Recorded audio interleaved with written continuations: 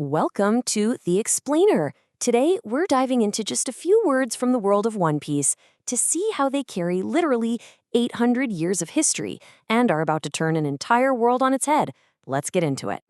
So, it all kicks off with this feeling, this deep, deep sense of nostalgia. You have this ancient character who hears something they haven't heard in a very, very long time. It's not just a sound, it's like a memory waking up from a long sleep. You've got to ask, right? What could possibly trigger a reaction like that? What is this sound that feels so ancient, yet so present? Well, the answer we get is just absolutely electric. Turns out, this sound has a name. And wow, what a name it is. The Drums of Liberation. Okay, so this isn't just some random beat. It's a legendary rhythm. And by calling it the Drums of Liberation, the story is telling you everything you need to know. It's tying this sound directly to freedom. It's a signal, a promise, all rolled into one. And here is where the scale of this whole thing just explodes. That feeling of nostalgia we just talked about, it suddenly gets a number attached to it. And it is a staggering number. We're not talking about a few years ago, not even a few decades. No, we're dealing with a time frame that spans centuries. This one moment is literally connecting the present day all the way back to a forgotten, ancient past. I mean, really think about that for a second.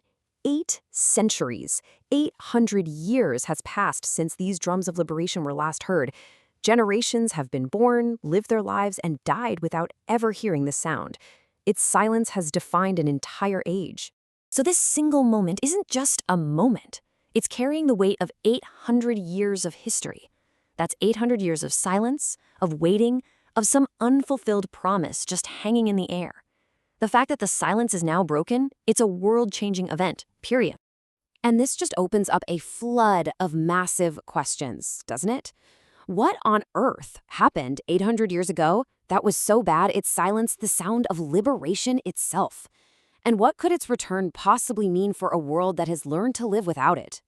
Now, the dialogue shifts. It goes from just recognizing the sound to confirming who's making it. And that certainty is just palpable, without a doubt.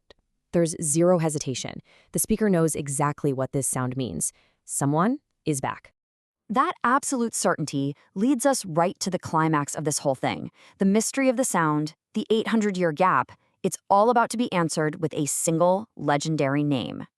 So after 8 centuries of total silence, whose return could possibly be so important that it's announced by the legendary Drums of Liberation?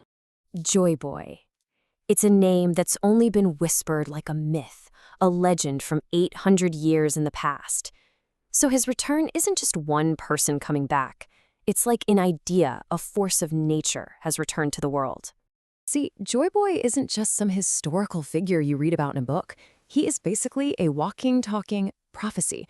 His entire being is tied to a promise he made centuries ago, a promise about liberation, about a new dawn. His return means that promise is finally on the verge of being kept. So let's just quickly recap this insane chain of events. It starts with a nostalgic sound. That sound gets a powerful name.